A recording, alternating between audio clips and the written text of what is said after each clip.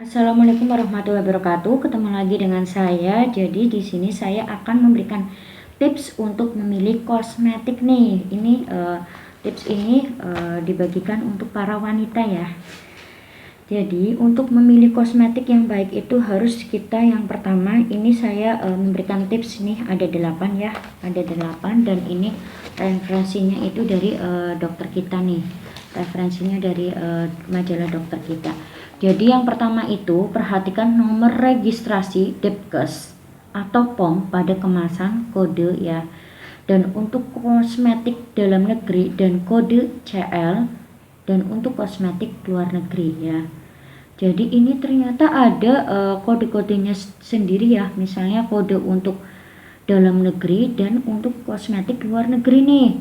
Jadi kalau misalnya untuk melihat kosmetik yang benar ini kosmetik yang baik ini, kalau untuk pada kemasan kode CD ya, untuk kosmetik dalam negeri di depannya itu ada kode CD apabila melihat nomor registrasi Depkes atau POM ya. Tapi kalau dan kode CL ya, kode CL untuk kosmetik luar negeri nih. Jadi yang aman itu harus ada registrasi dari Depkes atau POM ya. Dan yang kedua, pastikan kemasan tersebut tidak rusak. Jadi kalau misalnya mau memilih kosmetik yang bagus itu, kemasannya itu tidak boleh rusak ya, tidak boleh rusak, tidak boleh sudah membuka ya. Jadi harus benar-benar masih tertutup rapat ya, steril lah. Dan yang ketiga, kandungan produk dan petunjuk pemakaian harus tertera jelas pada kemasan nih. Kandungan produk dan petunjuk pemakaian harus tertera jelas pada kemasan. Kalau kosmetik yang terdaftar di POM atau Depkes pastinya ada petunjuk pemakaian, terus petunjuk pemakaian, terus benar-benar terjelas di situ komposisinya apa, petunjuknya seperti apa ya, aturan pemakaiannya seperti apa, pasti di situ ada.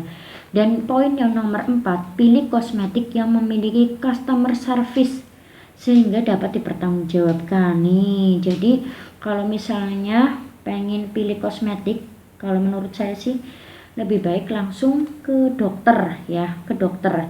Jadi di situ ada dokter jaganya ya. Jadi ada dokter kayak yang di klinik-klinik ya, klinik kecantikan itu kan ada dokternya ya. Jadi ketika kita bermasalah ya setelah menggunakan krim kita bisa langsung konsulkan ke dokternya ya. Kenapa seperti ini? Jadi enggak langsung beli misalnya di toko nih ya, beli di toko yang enggak jelas, yang tidak ada customer service-nya. Jadi ketika bermasalah dengan wajahnya, ketika baru memakai kita tidak bisa berkomplain. Dan yang kelima, sesuaikan kosmetik dengan lingkungan alam Anda. Oh iya, jadi kita di lingkungan misalnya lingkungan dingin, lingkungan panas, jadi kita harus konsultasikan dulu nih ke dokternya. Kalau di lingkungan saya ini lebih cenderung ke dingin ke panas. Jadi dokter akan lebih tahu krim apa saja yang pas untuk diberikan pada pasien tersebut ya. Dan yang keenam ya, sesuaikan kosmetik dengan kebutuhan dan jenis kulit. Tentunya kalau ada dokternya itu enak, maksudnya bisa buat konsultasi, terus sesuaikan dengan lingkungannya, terus kebutuhan jenis kulitnya ya. Kebutuhan jenis kulitnya tentunya diperiksa terlebih dahulu. Tapi kalau misalnya beli yang di toko-toko atau beli yang di mana yang tidak jelas, tentunya tidak tahu karena kan tidak diperiksa dulu yang pas itu yang seperti apa. Jadi harus tahu sebenarnya untuk pengen tampil lebih cantik itu harus sama dokter ya, dokter kecantikan di klinik kayak gitu, biar diperiksa dulu apakah wajah ini pas dengan krim ini apa enggak. Karena kan macam-macam wajah itu kan berbeda-beda, ada yang kering, ada yang berjerawat, ada yang cenderung sering mengeluarkan keringat terus, itu ada. Jadi krim yang lebih pas itu apa, lebih baik dikonsulkan ke dokter dahulu agar tahu kebutuhan dan jenis kulitnya. Dan yang ketujuh, hindari kosmetik yang mengandung zat warna serta pengharum yang bersifat fotosensitif yang justru mencoklatkan kulit nih. Jadi ada kosmetik yang justru mencoklatkan kulit karena yang bersifat fotosensitif. Jadi ada kosmetik yang benar-benar harum ya, yang benar-benar harum dan zat warnanya itu menyengat sekali, warnanya itu sangat membahayakan karena takutnya pengharum yang bersifat fotosensitif yang justru mencoklatkan kulit ya. Jadi hindari kosmetik yang mengandung zat warna ya, agar tidak malah mencoklatkan kulit ya.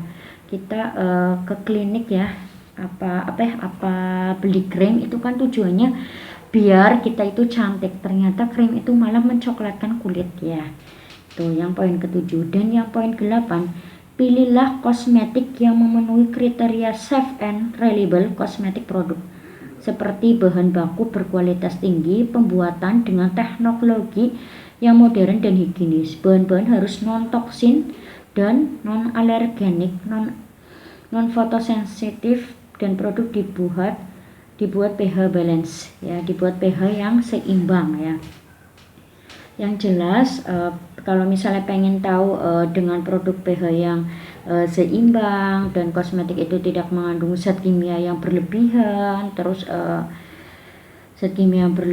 terus harus ada tahu petunjuk penggunaannya seperti apa. Kita harus benar-benar melihat apakah di situ ada Depkes atau nomor registrasi Depkes atau BPOM yang tadi yang pertama saya ungkapkan ya, yang saya ngomong kalau untuk kosmetik dalam negeri itu di depannya kodenya CD ya. Tapi kalau di kosmetik di luar negeri kodenya CL ya, CL terus nomor berapa. Itu harus diperhatikan ya, ada nomor registrasi Depkes dan BPOM-nya. Semoga konten kali ini bisa bermanfaat untuk ibu-ibu ya. Barangkali ibu-ibu pengen tampil cantik tapi dengan kosmetik yang aman. Wassalamualaikum warahmatullahi wabarakatuh.